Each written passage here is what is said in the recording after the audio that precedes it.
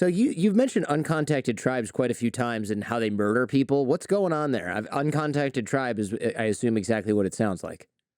Yeah, so I mean, there's like the now we have to call them voluntarily nomadic indigenous peoples or something like that, but everybody just calls them uncontacted tribes.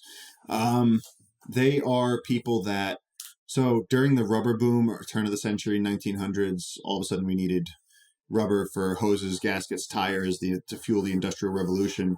And the rubber trees were only in the Amazon at that point. So they had to send people down to go extract rubber from the trees.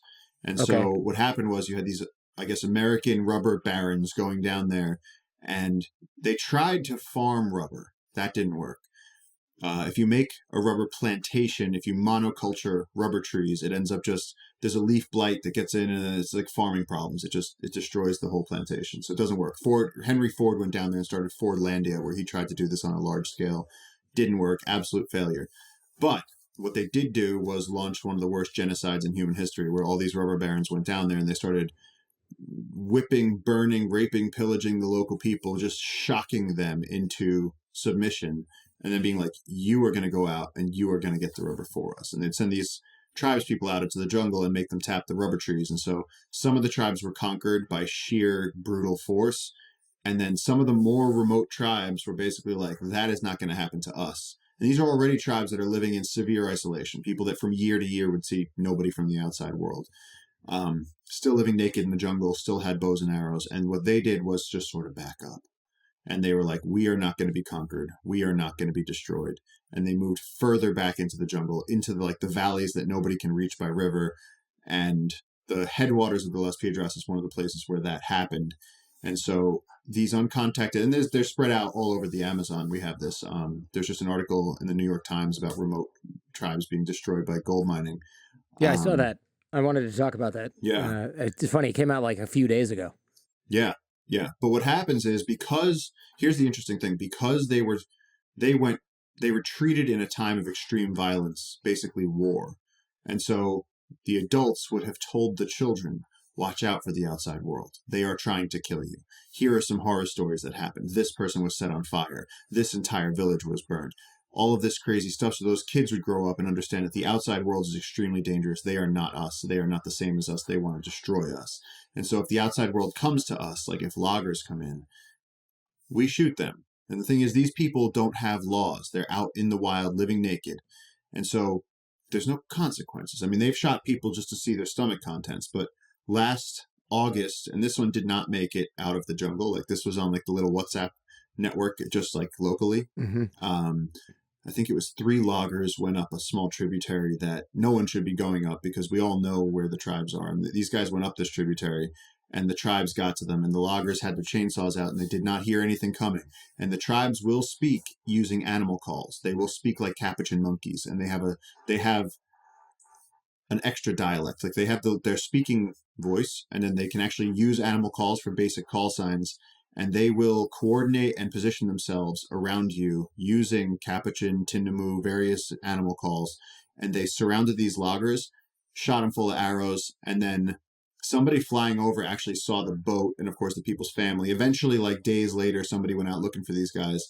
And what circulated on the WhatsApp network was the photos of the bodies laying on the beach, and they were all bloated, and they'd been ripped apart by maggots, and like the skulls are coming out. It was brutal. It was absolutely brutal. And this arrow's laying on the beach.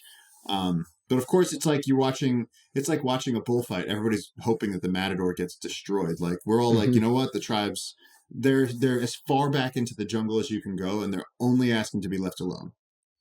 So pretty much when this happens, we're all like, yeah, good for them. Yeah, I guess. I mean, it sucks for the loggers, but they also are doing this, and it's illegal, right? It's illegal. It's illegal. They know what they're doing. They know they're invading on the tribal land, and that's exactly why there's still big, good trees up there.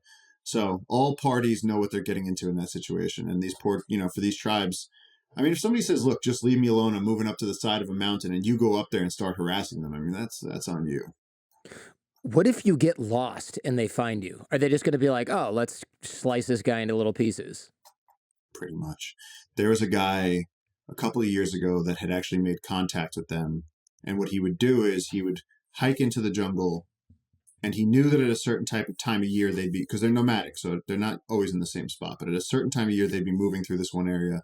And so he would go there and he'd leave like 2 machetes, a shirt, and some bananas. And like it's very hard to get fruit in the jungle, even though there is lots of fruit. The monkeys, the birds, all the animals, they get to it first. But this guy would go leave them some gifts, and so he'd leave them gifts. They knew where to come for the gifts. And then when he like kind of habituated them to know that there was going to be gifts here, he would be sitting there while they took the gifts, and they would see him.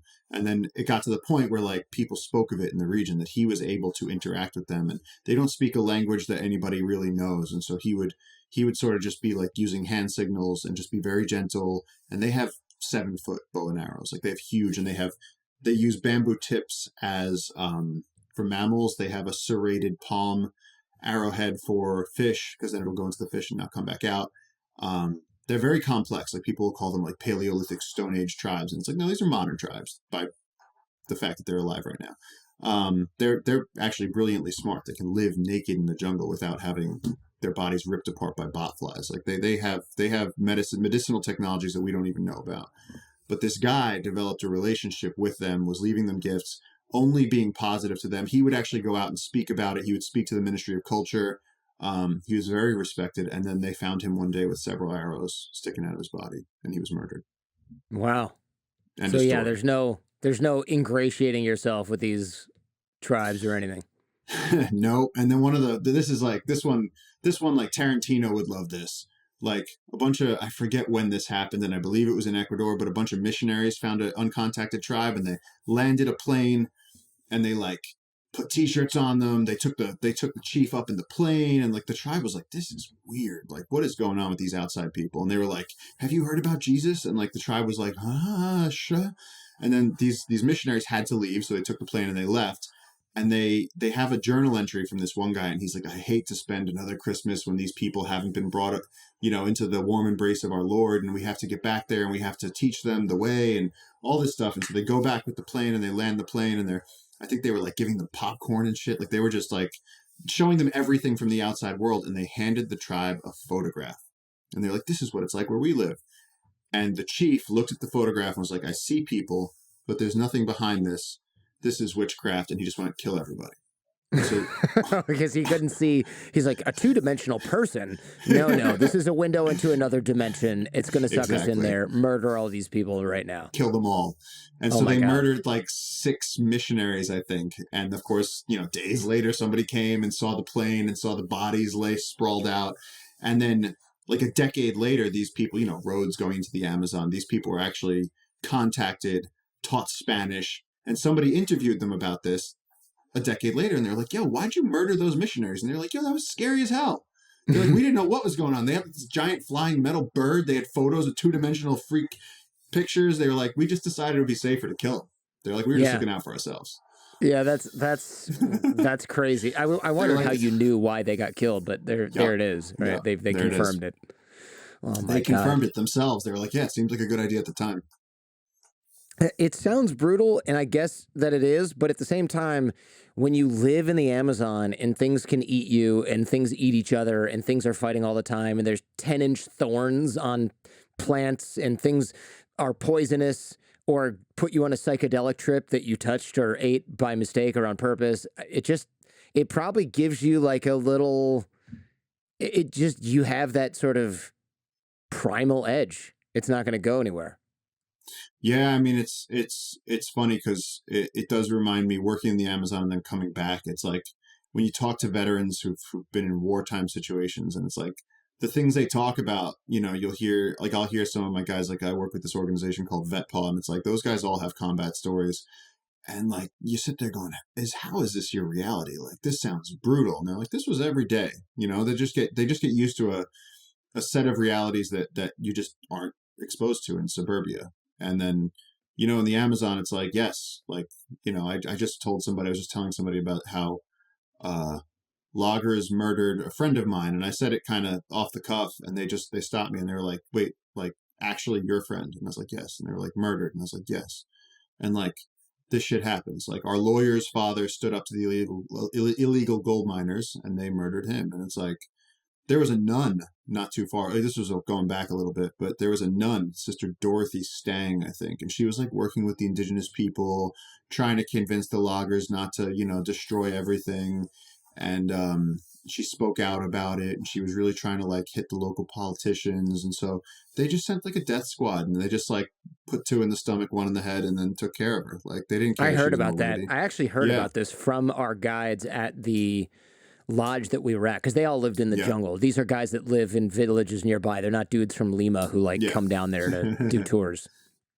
And they told us that because we saw gold miners and we're like, do you ever interact with those people? And they're like, no, those are, it's a coin flip if they're dangerous, I guess, with the gold miners. Um, so, like if they know the guy because he's from their same village or a village nearby, and he just happens to work there, they might be like, "Oh, hey, man, guy that I knew from growing up." But if it's just a guy they've never met, they're like, "Yeah, we don't know who those guys are. They live in a camp nearby. We don't go anywhere near them. They bring their family there. They stay here and they screw up everything. And I don't know. They're armed. We're not going to go like chat it up with these Nope. guys." No, you got to be very, very careful with the gold miners. Like you just do not approach them because that's turned into a whole wartime situation. I mean, if you go up the Trans Amazon Highway from Puerto Maldonado, there's actually we went up there with Matt Gutman from NBC, and it was we got allowed into. There were some Russian miners somehow that were I didn't even know there was Russian miners down there, Russian but miners. there were Yeah, a some long way from Russian home. gold miners. Yeah, they were a long way from home, but they got us in past like the security gates of the gold mining place called the Pampas, and they like it's literally a multi-100 kilometer desert that they've created in the Amazon rainforest. They've cut down the trees, they've burned the trees, they've sucked up the soil, they've extracted the gold. There's like mercury pollution all over the place, and there are men with machine guns guarding the gates to the roads that lead to these places. And so we actually got in there. We were flying a drone around, and one of the Russian guys comes up to me and he goes, "You are Paul Rosolie, right?" And I was like, "Yeah." And he Hmm. goes, "You should not use Instagram the way you do." And I was like, what? And I was like, "What?" And he goes, "Those gold miners, they follow you on Instagram." He goes, "I just heard them say Yeah. your name." And he's like, "They're looking at you and they know what you're here for." And I was like, "Great." And Oh man. to his credit, he was like, "Look, why don't you land the drone and we're gonna get out of here." And I was like, "Okay." Yeah. But it was like they knew who I was, and I was like, "This is creepy." Yeah. Yeah, the wrong kind of fame on Instagram. Yeah, yeah, you're the wrong kind of influencer, at least for certain kinds of folks.